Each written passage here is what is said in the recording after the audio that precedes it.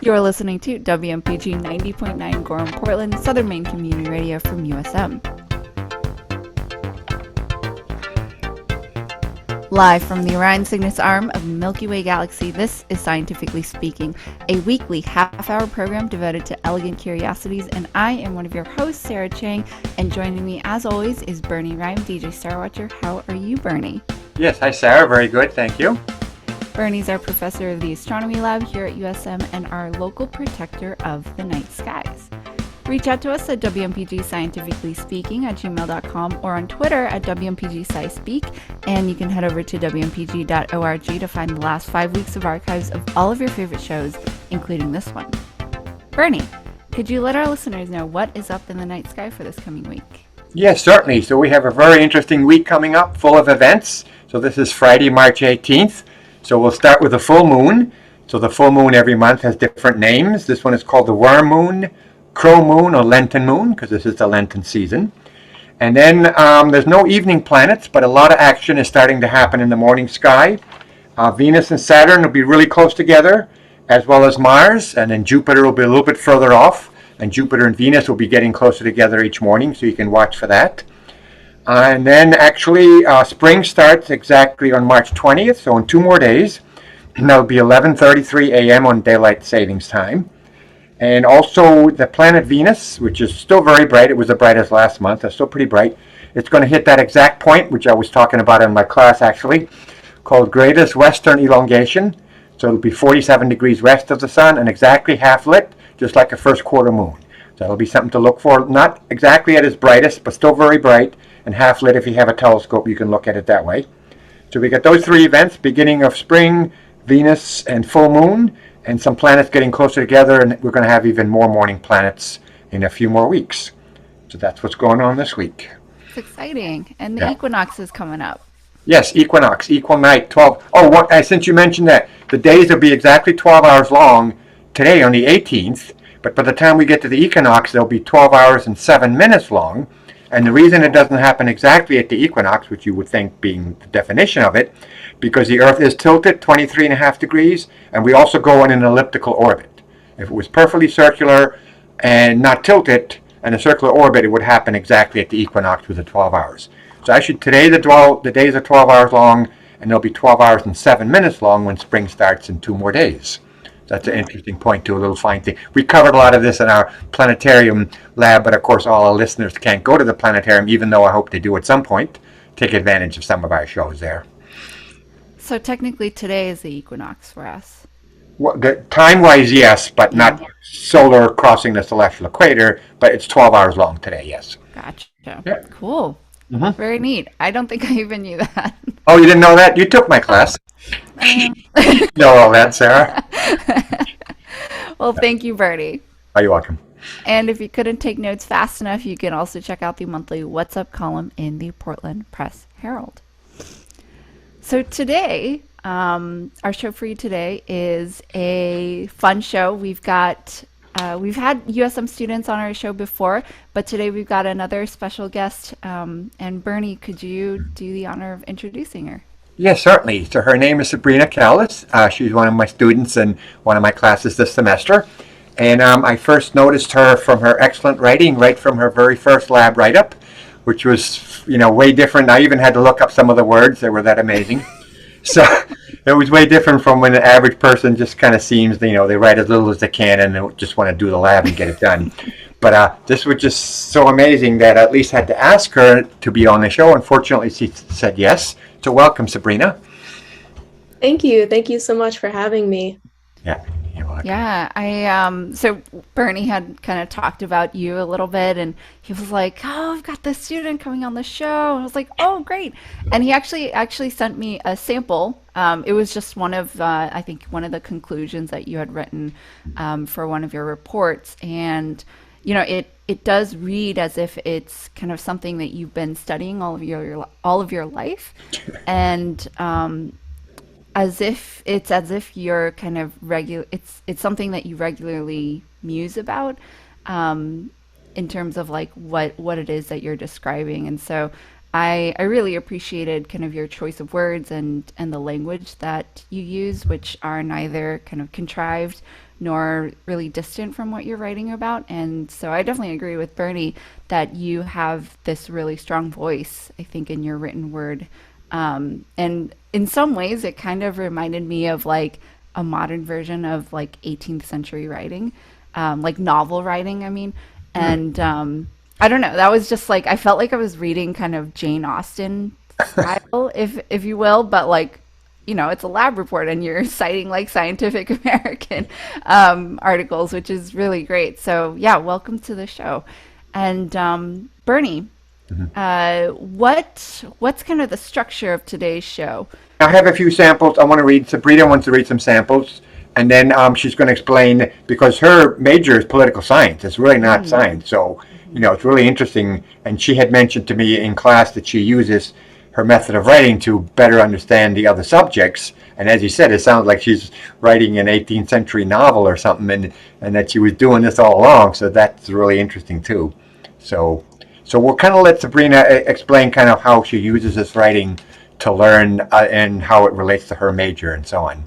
Absolutely. Yeah.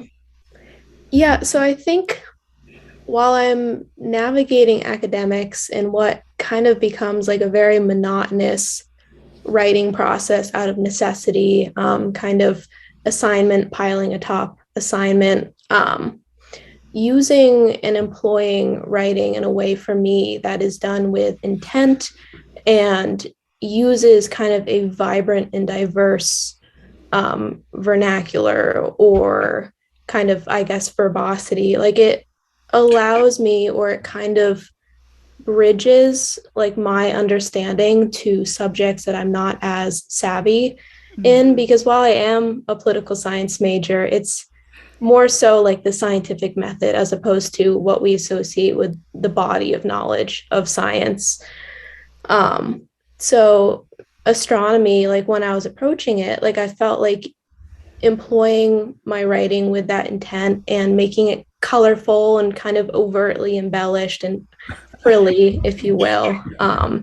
It allowed me to access it and translate it in a way that was meaningful and accessible to me. And so I don't know, I try to approach all of my courses and all of the subject I interact with in that way that's kind of imbued with intent. And I don't know, that allows me to access it and internalize it in a way that's meaningful and not just kind of transitional knowledge that I'll discard in a month or two. Oh, great. Yeah, because that's one of my goals for students too, to at least remember a few things other than just like a 2 minute snippet out of a semester long course. And it looks like you can apply this to everything you do, not just astronomy or anything like that. So that's great. Because it takes a lot of skill to be able to use, even if someone else wrote well. And I've had English majors that could write well, and they had even written books, but they didn't even approach what you do using that in the understanding of what they're studying. So that's great. Yeah. Yeah, and I think like that has very much been a process. So, like, I feel like I've always been relatively verbose. Like, as a kid, I'd pick up these big words and I wouldn't necessarily use them correctly. My mom would kind of be like, well, that's not contextually, that's not exactly correct. But kind of as I made my way through high school, I was employing a lot of this big language, but I hadn't personalized it in a way that really fit in with like my kind of position and my personality as a writer. And I hadn't necessarily interlinked like my writer's voice or that kind of narrative flow with like this really kind of heady, broad language. So I mm. feel like coming into college, I've now been able to synthesize those two. So, like, that is what allows me to kind of use that language in a way where it's not just like filler, I guess. Hmm. Yeah, because some students in some subjects they can get away with just writing filler. They really can't in science. So generally, if a student writes a longer paper, it's going to be good because they're learning more. But in your case, I mean, obviously that you didn't just start this in college because you had some skills in the writing before you could start applying it. So that's great. Yeah. But I think the way that you describe it, that's like a perfect example of something where it's like practice makes it, better, makes it easier, and clearly it's kind of a way your writing style has been something that you have been developing for you know, I don't know if it's a short time or a long time in your perspective, but you know, you're starting early or you had started early and now it is kind of something that you continue to grow and develop, but it is that style of writing that is uniquely yours. To give our listeners a sense, could we share maybe a little short piece? Sure, yeah, go ahead, Sabrina. You can pick something you want, and maybe I'll add some from your first lab too that first got my attention. Yeah, absolutely. If it's okay, I'll kind of cite an excerpt from one of my labs that was more, I guess, poetic. Yeah. This was our lab on naked eye astronomy, which didn't have a lot insofar as like calculations and math went. So I kind of seized the opportunity to be a little, to wax poetic a little Good. bit. Um, but yeah, so this is the last paragraph for my conclusion. As astronomy continuously assimilates its contemporary practitioners within queries of yore, naked eye observation largely mimics those praxes whereby new knowledge is layered atop and disseminated throughout previous studies. Although laden with numerical errors attributable to rudimentary mathematical mechanisms, those 48 constellations detailed in Ptolemy's Almagest persist as the proverbial foundation for current pillars of thought. Accompanying the unabating march of science, new patrons bolstered the astronomical architecture, furnished further by Ulugh Bey of Iran, Tycho Brahe of Sweden, and John Flamsteed of England, alongside those humble souls not commemorated in the collective scholarly imagination. By virtue of this complex academic lattice, students exercising their observational skills effectively perpetuate this lamination of inquiry, contributing to the admixture of peoples, places, and publics participating in modern naked eye astronomy. While this coterie of sleep-deprived students accomplished little in the way of monumental discovery, the participatory element proved salient as a mimesis of prior astronomical investigations. Wow. Yes, that's pretty good. Huh? That's like a whole performance, like those slam poets or something. Yeah, Take no, that. it's like art. Admixture, sleep-deprived students, and naming all these people I never even heard of. Well, I heard of Ptolemy, but not some of the people. No, that's great. It's, you know, when I read the sample and now I'm hearing this one, I like all I'm thinking of is like, wow, this is what Bernie wanted Mm. when he like offered all of these kind of other ways that you can get credit or make things up, Mm. make up your credit or whatever.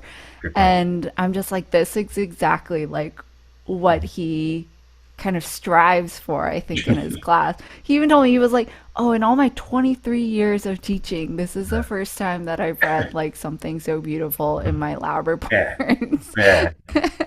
Because I offer like artists can paint something. I even one person did a sculpture of the moon. Musicians can compose pieces. I offer all that sort of thing. But the writing itself is an art, and that's really a neat way to do it. That's a good summary, Sarah. Yeah, yeah. No, very, very, yeah, it is very poetic. Like I can, I could probably digest that into like, you know, very basic sentences, but it wouldn't be nearly as kind of visually, um, I guess, beautiful in some ways. Like you can kind of like picture all of that. Well, like she's painting a tapestry with the words just by Hmm. saying all that and tying in the history and all these other things. Yeah. That's right. Well, Well, thank you. Thank you guys for the feedback. I appreciate it. yeah.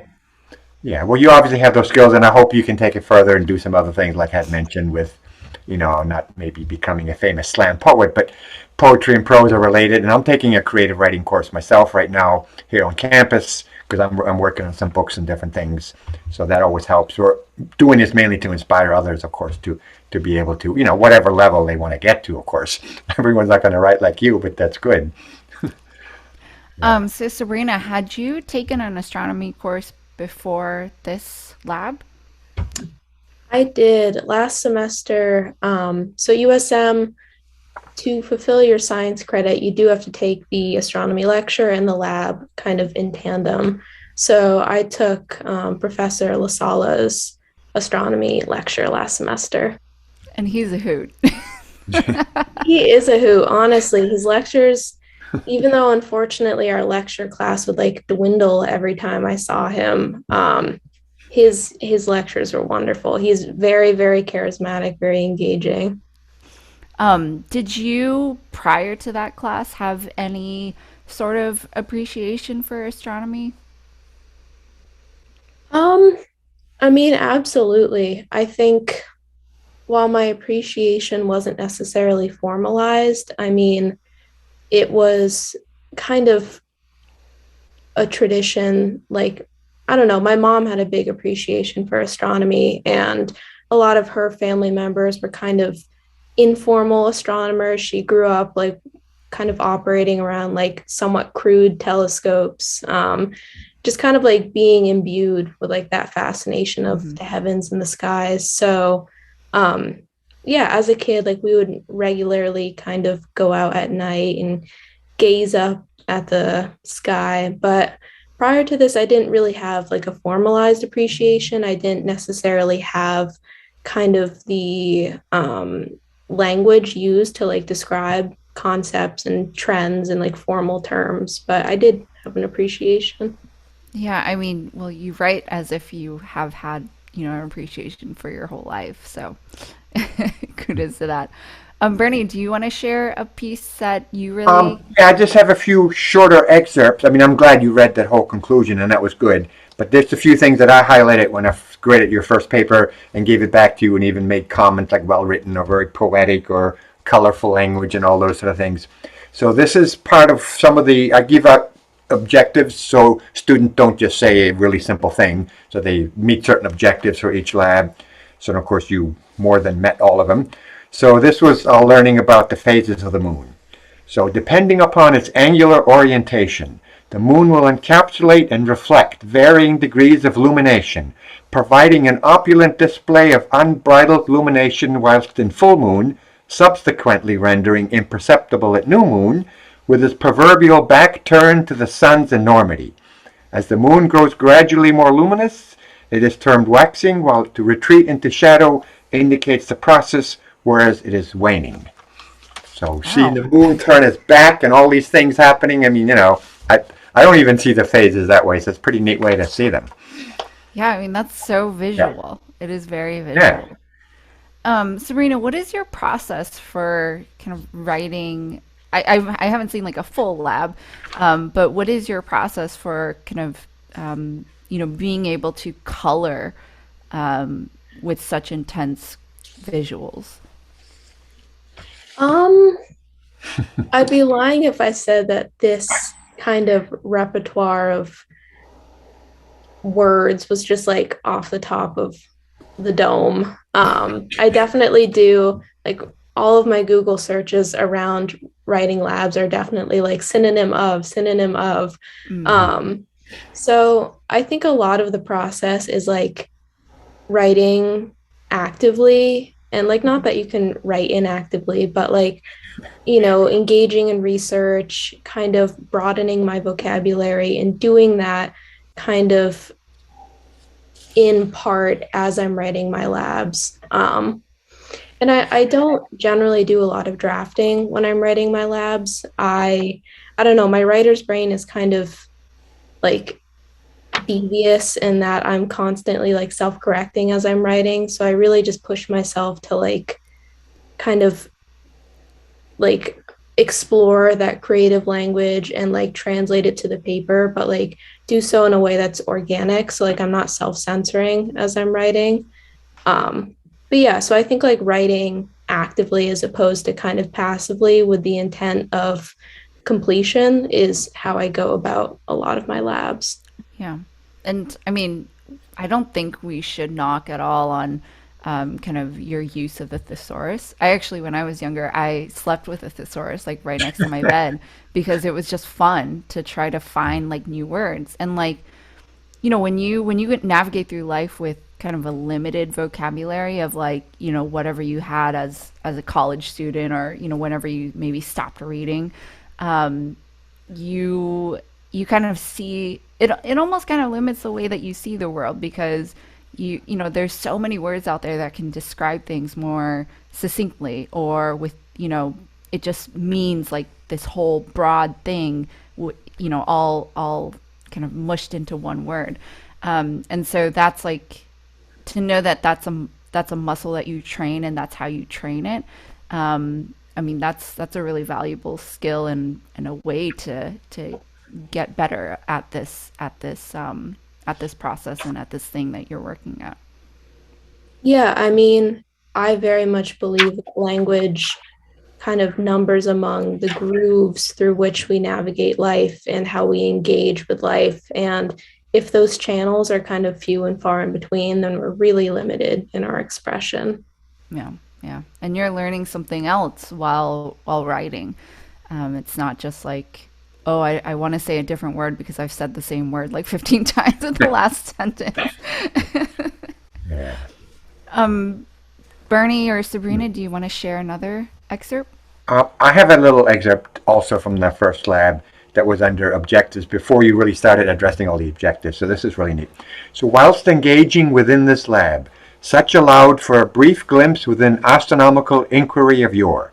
Assuming the positionality of a naked eye observer, such heavenly motion indeed appeared centralized within an earthly purview, opaline bands of stars steadfast in completing their daily ascension.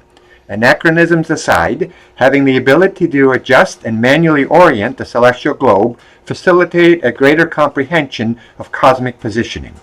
Accordingly, those stars below the observer's horizon remain seasonally relegated to a shadowy existence, along a select few constellations subsumed by the sun's unfettered brilliancy. Conversely, circumpolar constellations, and she names them, maintain their eminence amongst the stellar landscape regardless of season. So that's a way to answer nice. those couple of points in an interesting way. No, that is really good. Like it, and it's not wrong. Like, No, it's all right. I know it's right. I mean, I never thought of the stars being steadfastly going up and then unfettered brilliance, and they're certainly not fettered. They're far away, and they'd be too brilliant if they were any closer.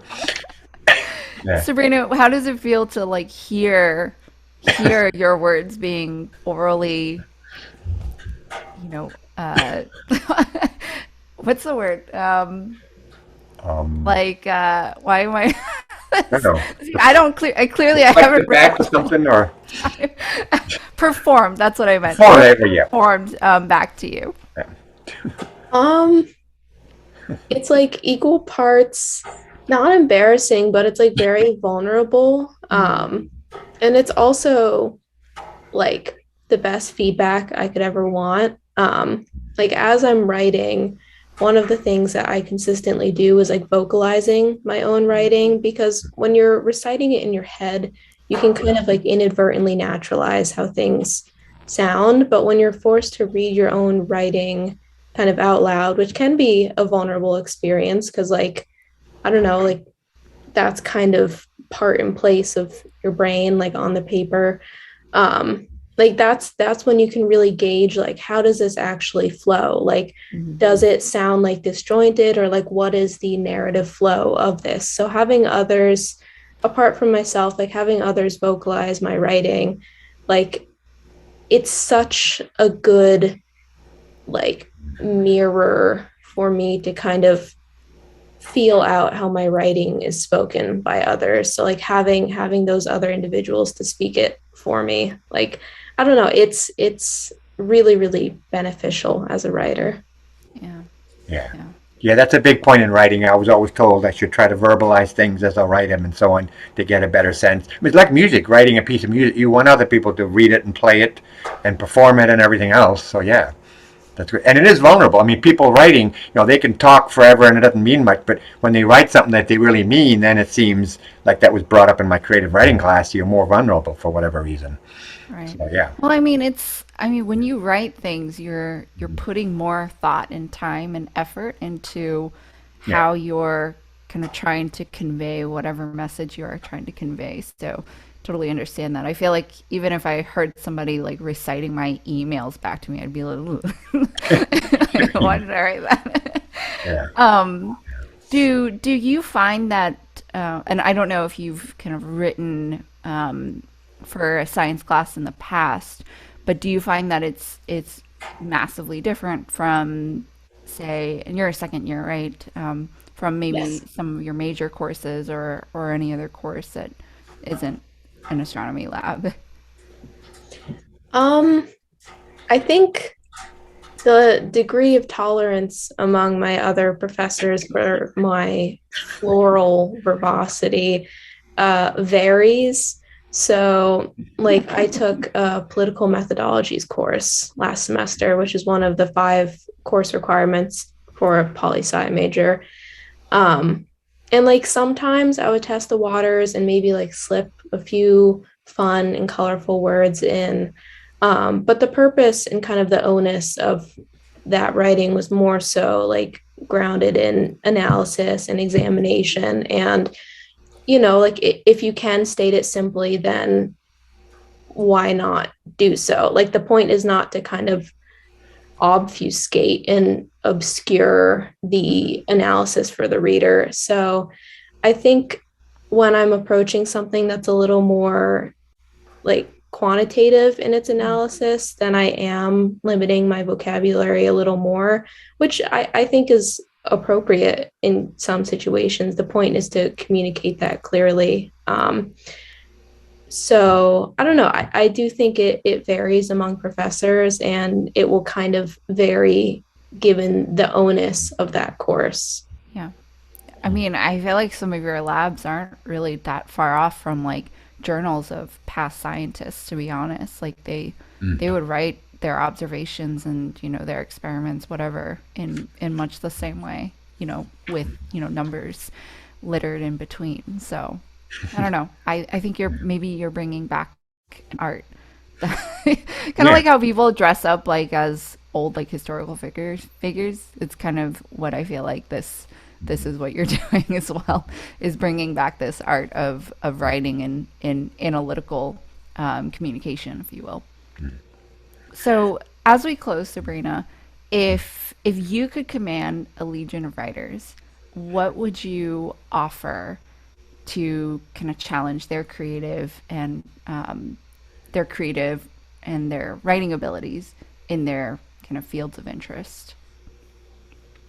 Yeah, absolutely. I guess I would challenge both new writers and practicing writers to kind of challenge the discomfort that arises when you start getting more kind of literate in your writing and more learned in your writing. And I think this is, more so applicable to people who have a propensity to be perfectionistic and really self-selective, but I think it applies to anyone.